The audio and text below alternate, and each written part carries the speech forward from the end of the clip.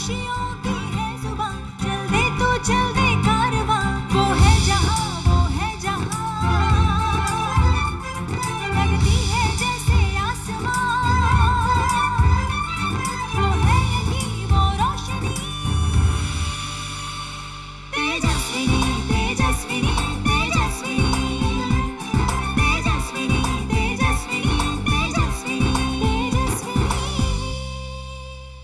नमस्कार, तेजस्विनी कार्यक्रम में आप सबका स्वागत है। आपके साथ मैं हूं ममता चोपड़ा। सामाजिक संकीर्णता और अज्ञानता के चलते बहुत सारे ऐसे मुद्दे हैं जिनके बारे में हम खुलकर बात नहीं करते। ऐसा ही एक मुद्दा है महिलाओं में माहवारी यानी मासिक धर्म से जुड़ा मुद्दा, जिसको लेकर हम चुप्पी साध लेते हैं। लेकिन ये एक ऐसा मुद्दा है जो महिलाओं के स्वास्थ्य से जुड़ा है, महिलाओं के सशक्तिकरण से जुड़ा है। इसी को जानते हुए और जन जन को इसके प्रति जागरूक कर रही हैं हमारी आज की तेजस्विनी, जिन्होंने जब ये बीड़ा उठाया तब उन्होंने सभी लोगों तक इसके बारे में सरल और रोचक तरीके से जानकारी उपलब्ध कराने के रास्ता भी तैयार किया और अपने इन प्रयासों के जरिए इससे जुड़ी भ्रांतियों को दूर करते हुए महिलाओं को सशक्त करने का मार्ग भी वो प्रशस्त करती आ रही हैं। और आपके इन प्रयासों के लिए आपको राष्ट्रीय और कई अंतरराष्ट्रीय मंचों पर सम्मानित भी किया गया है। हमारी आज की तेजस्विनी है मेंस्ट्रुपीडिया की संस्थापक आदिति गुप्ता।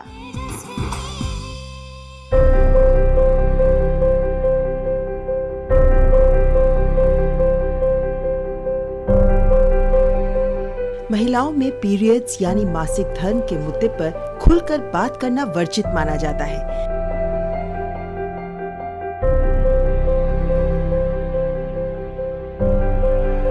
लेकिन इन संकीर्ण धारणाओं को तोड़ते हुए इस पर खुलकर बात करने की पहल की है युवा उद्यमी आदिति गुप्ता ने।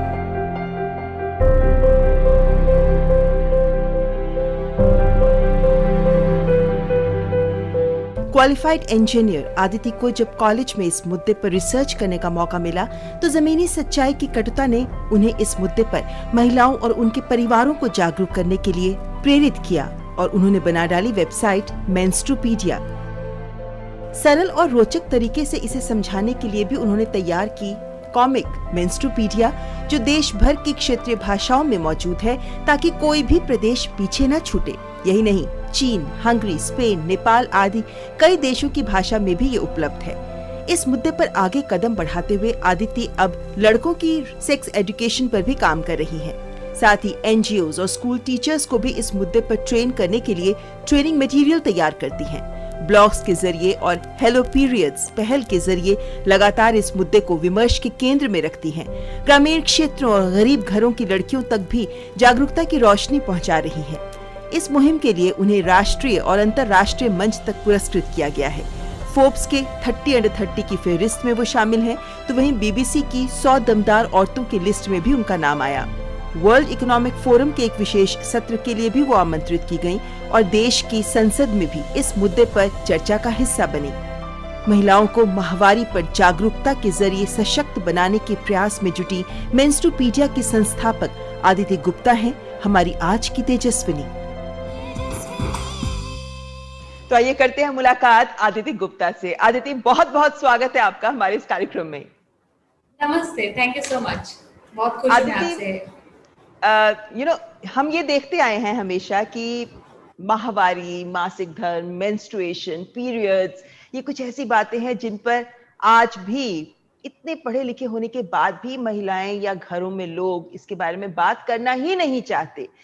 ऐसे में आप खुद एक युवा उद्यमी हैं, कैसे आप में ये हिम्मत आई कि इसके बारे में सोच को लेकर जो धारणाएं हैं उन्हें तोड़ते हुए, भ्रांतियों को दूर करते हुए लोगों के पास जाया जाए और बात की जाए?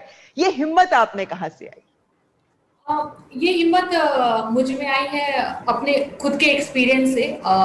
जो भी माहवारी के लिए जो भी गलत धारणाएं होती हैं, जो भी रेस्ट्रिक्शंस होते हैं बहुत, और सबसे पहले तो माहवारी नहीं होता तो जितने लोग ये प्रोग्राम देख रहे हैं, आप और मैं हूँ, हम लोग होते नहीं। तो एक बहुत ही अच्छी सी चीज़ है जो कि जीवन को हमारे क्रिएशन के लिए बहुत ज़रूरी है, लेकिन somehow हम उसको टैबू मानते हैं और बहुत ही मिस इन्फॉर्मेशन है। लेकिन ये सारी चीज़ें शुरू हुई क्योंकि ये सारा जो रेस्ट्रिक्शन है, जो भी टैबू है, वो सारी चीजें मैंने खुद झेली है। और ऐसा बिल्कुल नहीं है, मेरे मम्मी पापा बहुत ही ज्यादा लाड प्यार से उन्होंने मुझे पाला पोसा और बड़ा किया और इस मुकाम पर पहुंचाया। लेकिन जब बात आती थी पीरियड्स के समय जो डिस्क्रिमिनेशन होता था, जैसे कि बोलते हैं कि पीरियड्स के समय लड़कियां अपवित्र होती हैं, तो वो सारी चीजें मेरे साथ होती थी। और सिर्फ मेरे साथ नहीं, मेरे आसपास जितनी भी महिलाएं थी, हमारे फैमिली में जितनी भी महिलाएं थे, सबके साथ हो रही थी ये।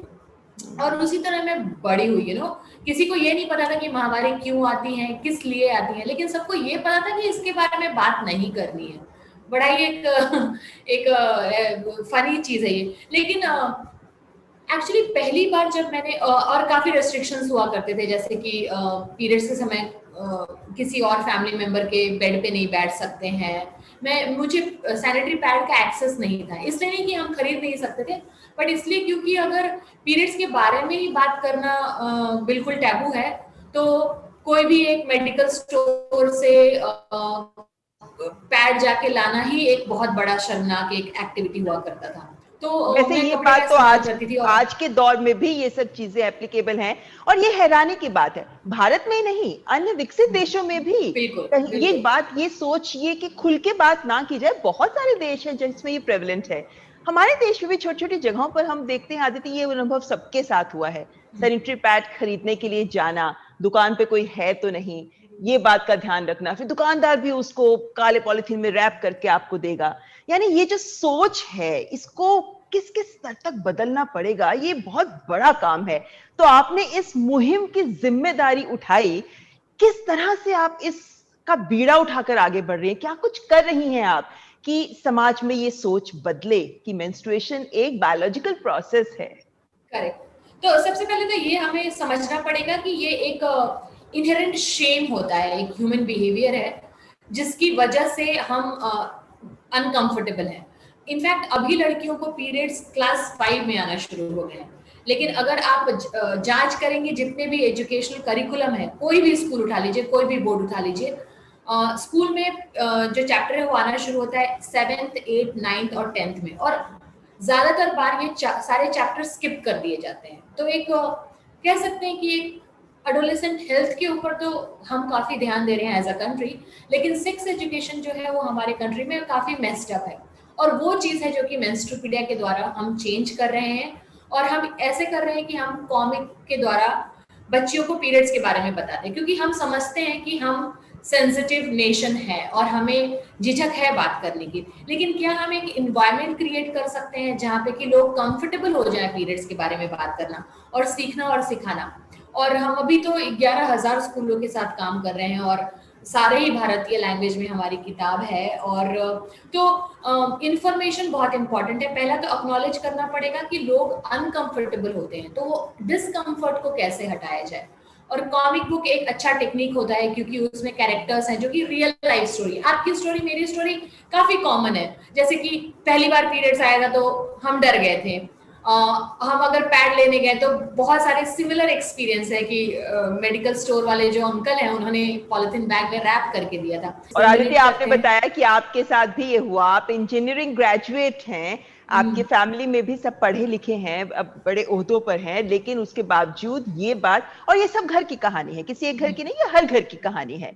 लेकिन ऐसे में आदित्य, चूंकि आप इंजीनियरिंग ग्रेजुएट्स थी, आपने उसके बाद इस मेंस्ट्रुपीडिया जब शुरू किया, तब क्या ये नहीं लगा कि इस जद्दोजहद का सामना आपने नहीं किया कि ये चलेगा कि नहीं चलेगा, फाइनेंशियली वायबल होगा कि नहीं होगा, और सबसे बड़ी बात कि स्वीकार्य भी किया जाएगा कि नहीं? ये एक चैलेंजिंग था। और आई थिंक जो एक जर्नी था मेंस्ट्रुपीडिया की, वो एक्चुअली हमने अपने अंदर लिया, पहले उसको अपने अंदर देखा कि कैसे हमारे अंदर क्या झिझक आती है। लेकिन ये जो नंबर है ना ममता जी, ये बहुत बॉगल कर रहा था हम लोगों को।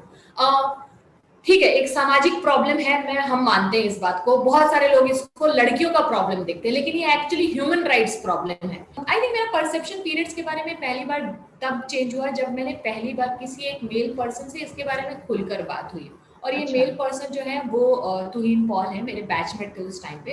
अभी हम मेंस्ट्रुपीडिया साथ में चलाते हैं, वो मेरे हस्बैंड हैं और को क्रिएटर है मेंस्ट्रुपीडिया कॉमिक बुक के। लेकिन हमें रियलाइज हुआ कि वो भी इंजीनियरिंग बैकग्राउंड से थे, वो भी पुरुष हैं, उनके अंदर भी बहुत सारे उनको पता ही था कि पीरियड्स क्या होते हैं। मेरे अंदर बहुत सारे गलत धारणाएं थी, और ऐसा नहीं है कि हम ने साइंस का बैकग्राउंड, मतलब हमने साइंस बैकग्राउंड लेकर पढ़ा है, और लेकिन फिर भी स्कूल में क्योंकि क्या हुआ था कि जब हमारा साइंस का ये चैप्टर आया था क्लास 9 में, मुझे पीरियड्स आए थे क्लास 7 में, लेकिन जब चैप्टर 9 में ये सब्जेक्ट आया था क्लास 9 में, तो हमारे जो बायोलॉजी टीचर है उन्होंने स्किप कर दिया था, कोई एग्जाम में भी उससे सवाल नहीं आया था। तो एक बहुत धारणा बैठ गई मन के अंदर कि अच्छे लड़के और अच्छी लड़कियां पीरियड्स के बारे में नहीं बात करती हैं, और इसके बारे में जागरूक होने का मतलब है कि आप कुछ एक गलत काम कर रहे हैं या कुछ एक अशोभनीय काम कर रहे हैं। तो लेकिन जब हमने जाना कि हम इतने एजुकेटेड होके भी इसके बारे में इतना इल इंफॉर्मेशन रखते हैं, अपने रिसर्च के दौरान पता किया कि बहुत बेसिक चीजें हमें पता नहीं थी, जैसे कि ओव्यूलेशन पीरियड से रिलेटेड होता है और कितना ज्यादा इम्पैक्ट करता है ये विमेन हेल्थ को और अपने परसेप्शन को। क्योंकि देखिए, अगर कोई एक लड़की पीरियड्स मतलब अपने नेचुरल बायोलॉजिकल प्रोसेस के बारे में नहीं बात कर सकती है, और हम बहुत छोटे उम्र से ही उनको सिखाते हैं अपने बॉडी के बारे में शेमफुल होना, कहीं ना कहीं हम लोग डिस्क्रिमिनेट करते हैं, अपने घर के अंदर अपनी बच्चियों को अछूत बना देते हैं। तो अगर वैसी लड़कियां अपने बॉडी को बहुत एक अपवित्र मानती हैं और उनके ऊपर कुछ भी अगर वायलेंस होगा तो उनको लगेगा कि वो उनकी गलती है। ये सारी जो फीलिंग्स है, इन सारी फीलिंग्स के साथ मैं गुजर चुकी हूँ, और इन सब का इफेक्ट पड़ता है उनके आत्मसम्मान पे, आत्मविश्वास पे, और उनके स्टडीज में काफी रिफ्लेक्ट होता है। तो वैसे यहाँ पे आपको रोकना चाहूंगी, क्योंकि जो आपने बात कही है ये बहुत महत्वपूर्ण है। ये सिर्फ एक पीरियड्स के बारे में जानने का मुद्दा नहीं है, ये मुद्दा महिलाओं के आत्मसम्मान की बात आपने कही, लेकिन महिलाओं के साथ साथ पुरुषों को भी इसके बारे में अगर जानकारी हो तो कहा जाता है कि जितने क्राइम होते हैं महिलाओं के अगेंस्ट, उनको भी रोकने में ये जरूरी हो जाता है कि पुरुषों को भी इन चीजों के बारे में हम बताएं, इनके साथ उनको जोड़ें। लेकिन आदित्य, आपके अपने मेंस्ट्रुपीडिया की टीम भी मैं देख रही थी, उसमें भी महिलाएं कम है, पुरुष ज्यादा है। क्या ये बदलाव आपको आपकी पीढ़ी में भी नजर आ रहा है, आज की युवा पीढ़ी में, कि पुरुष भी इसके बारे में जानकारी सही तरीके से ले रहे हैं? डेफिनेटली आई थिंक सिर्फ मेरे को फाउंडर ही एक मेल पर्सन है, तो उनका पर्सपेक्टिव काफी मैटर करता है। लेकिन हमारे टीम में काफी सारे लोग बहुत सारी चीजें हैंडल करते हैं, पर मैं एक जनरेशन पीछे भी जाना चाहूंगी।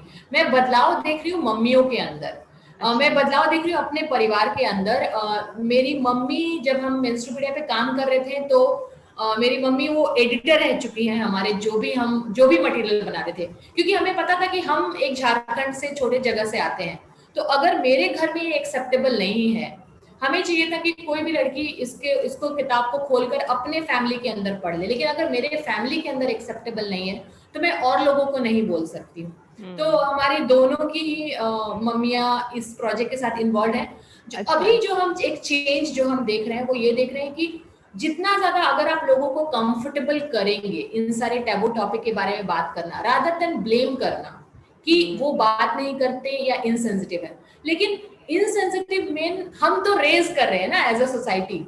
हम अपने छोटे बच्चों को, हम अपने लड़कों को ही नहीं बता रहे हैं कि पीरियड्स क्या होता है, और ये हर घर में हो रहा है। जैसे मेरे घर में मुझे बिल्कुल अलाउ नहीं था अपने भाइयों को भी बताना और पापा से भी नहीं बात करना। अगर हर घर में ये चीजें चेंज होने लग जाए, तो जब ये लड़के बड़े होंगे, दे विल बिकम, मतलब वो कुछ किसी के कलीग बनेंगे, किसी के बैचमेट्स बनेंगे, किसी के पार्टनर्स बनेंगे, तो उनको पता होगा कि क्या होता है। तो और सही तरीके से सही जानकारी उनको हासिल हो पाएगी। लेकिन आदिति, आप तो वर्कशॉप्स करती हैं, आप तो हर एज ग्रुप के साथ वर्कशॉप्स करती हैं, तो ये दादा दादी, माता पिता, इन सब का क्या रिएक्शन होता है जब आप ये वर्कशॉप्स में उनको जानकारी देती हैं? एक्चुअली बहुत सारे लोग ऐसा सोचते हैं कि लोग ऑपोजिशन में ज्यादा रहते होंगे, बट जस्ट ऑपोजिट होता है, बहुत ज्यादा एक्सेप्टेंस होता है। इनफैक्ट अगर आप एक सही तरीके से खुलकर किसी चीज के बारे में बात करें तो हर कोई अपने स्टोरी शेयर करने लग जाते हैं। काफी मेरे लिए बहुत ही इनरिचिंग एक्सपीरियंस होता है और बहुत होपफुल। मैं कभी भी अपने देश के बारे में ये बोलना चाहूंगी कि हम एक बहुत ही एक्साइटिंग फेज में है, जहाँ पे कि लोग एक्सेप्ट करना चाहते हैं नए थॉट्स को, नए विचारधाराओं को, और लेकिन इस तरह से क्वेश्चन करिए कि उनको डिसरिस्पेक्ट ना करें, लोगों के बिलीफ सिस्टम से जुड़ा हुआ है। तो हमारा सबसे बड़ा इंपॉर्टेंट बात यह है कि हम कल्चरली एक सांस्कृतिक रूप से बहुत ही संवेदनशील लोग हैं, और हम किसी के भी सांस्कृतिक वैल्यू को हर्ट नहीं करना चाहते हैं। लेकिन अगर मुझे इन्वेस्ट करना होगा तो मैं इन्वेस्ट करती हूँ छोटी लड़कियों में, क्योंकि अभी क्या है, अगर एक घड़ा बन गया है उसको चेंज करेंगे तो घड़ा टूट सकता है, लेकिन छोटी बच्चियां, छोटे बच्चे कच्ची मिट्टी होते हैं, उनको करेक्ट इंफॉर्मेशन देंगे तो हम एज ए सोसाइटी रेज कर सकते हैं नेक्स्ट जनरेशन ऑफ मदर्स। तो फिर ऐसे में मेंस्ट्रुपीडिया कॉमिक के साथ आप कहां तक पहुंच पाई हैं? कितने स्कूल्स को जोड़ पाई हैं? कितने गरीब घरों की और ग्रामीण क्षेत्रों की लड़कियों तक आप पहुंच पाई हैं? एक्चुअली हम लोग अभी तो 15 मिलियन लड़कियों तक पहुंचे, लाखों लड़कियों तक, लेकिन फिर भी ये छोटा नंबर है। और मेरी हर किसी से ये गुजारिश है कि कोई भी मीडियम इस्तेमाल करो, लेकिन पीरियड्स के बारे में चुप्पी तोड़ो अपने लेवल पे। हम 11,000 स्कूलों के साथ काम कर रहे हैं, हमारी किताब हर लैंग्वेज में है, तो हम गवर्नमेंट के साथ काम कर रहे हैं, केवीबीपी स्कूलों के साथ काम कर रहे हैं, बेटी बचाओ बेटी पढ़ाओ के थ्रू बहुत सारे डिस्ट्रिक्ट लेवल पे हम काम करें।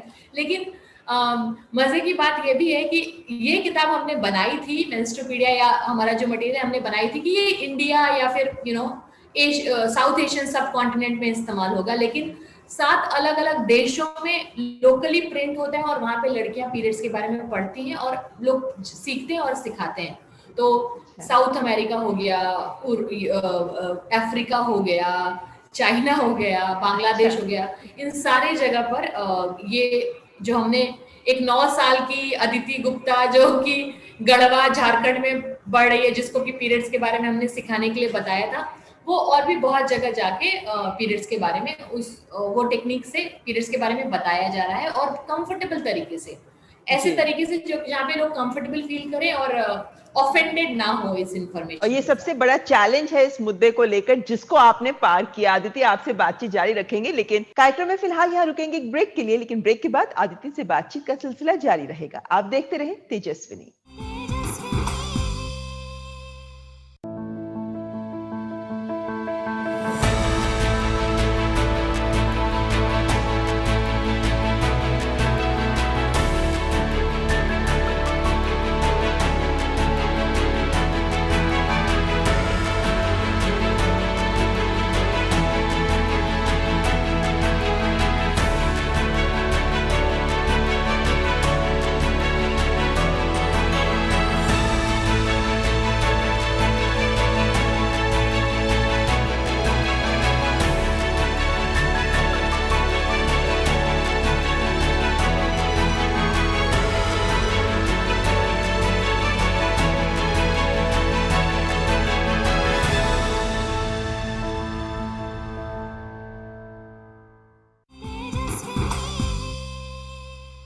ब्रेक के बाद आपका स्वागत है। आज कार्यक्रम में हमारी मेहमान हैं मेंस्ट्रुपीडिया की संस्थापक आदिति गुप्ता, जो जन जन में मेंस्ट्रुएशन यानी माहवारी के प्रति जागरूकता पैदा कर रही हैं। आदिति, इतने सारे लड़कियां, इतने अलग अलग देशों की, प्रदेशों की लड़कियां इन कॉमिक्स को पढ़ती हैं, कभी कुछ ऐसे रिएक्शंस भी आए होंगे जिन्होंने आपका भी दिल छुआ होगा और लगा होगा कि जो प्रयास आप कर रही हैं वाकई वो कहीं ना कहीं सफल तो हो रहा है? बिल्कुल, इनफैक्ट बार बार लोग यही पूछते हैं कि इतने कठिन सफर पे आप कैसे गुजरी, लेकिन ये कठिन सफर मुमकिन ही नहीं होता जो जितना ज्यादा लोग खुलकर अपने पीरियड एक्सपीरियंसेस के बारे में शेयर करते हैं। और लेकिन सबसे बड़ा जो बदलाव जो मैं देख रही हूँ, जिसके लिए बोलते हुए भी मुझे गूज बम्स आ रहे हैं, वो ये है कि जो लड़कियां पीरियड्स के बारे में जागरूक हो गई हैं, और 5 साल पहले वो जागरूक हो चुकी थी, क्लास 7 में थी, वो अब 11th स्टैंडर्ड और 12th स्टैंडर्ड में आ गई है। वो मुझे मेल करती हैं जीमेल में कि दीदी मैंने एक वर्कशॉप लिया, अपनी छोटी बच्चियों को अपने स्कूल में पीरियड्स के बारे में सिखाया। तो जो कलेक्टिव विजडम है वो चेंज हो रहा है, और ये बहुत होपफुल चीज है कि जितनी भी बड़ी दीदियां हैं वो छोटी बच्चियों को पीरियड्स के बारे में करेक्ट इंफॉर्मेशन दे रही हैं। तो ये मेरे लिए बहुत ही रिवॉर्डिंग बात है और बहुत ही मैजिकल चीज है। राइट। अच्छा, आपने कोई ऐप भी आप तैयार कर रही हैं? कि ज्यादा लोग इसके बारे में जान सके? क्या कुछ फैसिलिटीज, क्या कुछ जानकारी है उस ऐप में? हाँ जी, बिल्कुल। पेंडेमिक ने एक्चुअली हमारा काम बहुत ज्यादा हैम्पर कर दिया इन टर्म्स ऑफ कि स्कूल बंद हो गए, तो एक ऐसा चैनल बनाना पड़ा हम लोगों को जहाँ पे कि हम लड़कियों को लास्ट लड़कियों तक पहुंच जाए, बट ऐसे पहुंचे कि उन तक ये बात एक्सेसिबल हो। तो हमने एक ऐप बनाया है फ्लो बडी, एक प्यूबर्टी एजुकेशन ऐप है, और इसमें छोटे छोटे वीडियोस है जो कि व्हाट्सएप पे शेयर कर सकते हैं आप। 60 से 90 मिनट्स के 60 टू 90 सेकेंड्स के वीडियोस हैं बस, जो कि आप व्हाट्सएप पे बड़े आसानी से शेयर कर सकते हैं, और वहां से आप प्रैक्टिकल चीजों के बारे में जान सकते हैं कि अगर मेरे दोस्त को पीरियड आ गया स्कूल में तो मैं क्या करूं, अगर मुझे दाग लग गया दीदी तो मैं क्या करूं, पीरियड में इतना दुखाव हो रहा है तो उसके लिए मैं क्या करूं। प्रैक्टिकल इन्फॉर्मेशन जो कि टेक्स्ट बुक भी नहीं हमें हमारे कवर करते हैं। और उसके बाद हमने बहुत सारे ऑनलाइन वर्कशॉप शुरू किए, लेकिन जो भी मेंस्ट्रुअल या जो भी जानता था पीरियड एजुकेशन के बारे में, हमने उनको चेंज मेकर्स को देना शुरू किया। ऐसे बहुत सारी, इनफैक्ट और भी बहुत अदिति है हमारे समाज में, और बहुत सारी ममता है हमारे समाज में, जो कि लीडर्स है अपने कम्युनिटी के अंदर, और उनको अगर हम एम्पावर कर दें कि कैसे आप पीरियड्स के बारे में बड़े आसानी से आप बात कर सकते हैं, इन अ वे कि सामने वाले को तकलीफ ना हो, इन अ वे कि सामने वाला कंफर्टेबल हो जाए, तो वो सारी चीजें एक मास्टर क्लास के थ्रू हम देते हैं। और अभी हमने 20 मास्टर क्लास के हैं, वो भी 25 अलग अलग देशों से लोग आकर उसको अटेंड करते हैं, ताकि वो जो एक इंफॉर्मेशन है जो डिजाइन कर सके पीरियड करिकुलम अपने हिसाब से, वो क्या पढ़ाना चाहते हैं, कैसे पढ़ाना चाहते हैं, इन अ वे कि कंफर्टेबल हो। तो आपने जैसे बताया कि बच्चियां भी अब छोटी बच्चियों को आगे की पीढ़ी को ट्रेन कर रही हैं, लेकिन साथ में ये ट्रेनिंग टीचर्स को देनी भी बहुत जरूरी है। ये ट्रेनिंग एनजीओज भी आपके कॉमिक्स और मटेरियल को यूज करते हैं, उन्हें देनी बहुत जरूरी है। तो ट्रेनिंग के लिए भी आप कुछ काम कर रही हैं?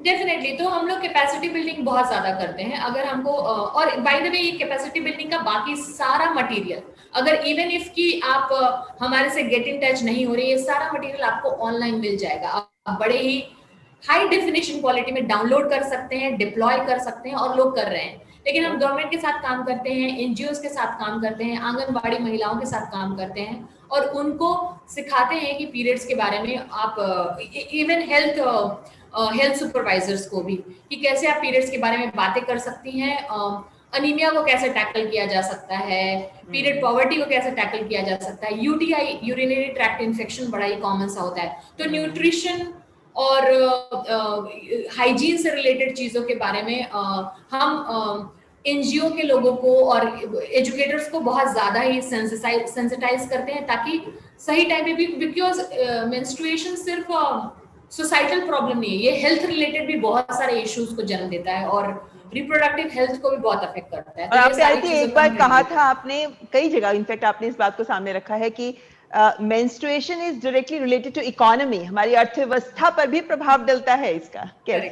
करेक्ट। सो हमारे देश में हर साल एक 1.2 करोड़ गर्ल्स प्यूबर्टी में आती हैं, 1.2 करोड़ गर्ल्स प्यूबर्टी में आती हैं, और 23% of the girls start to miss out on school.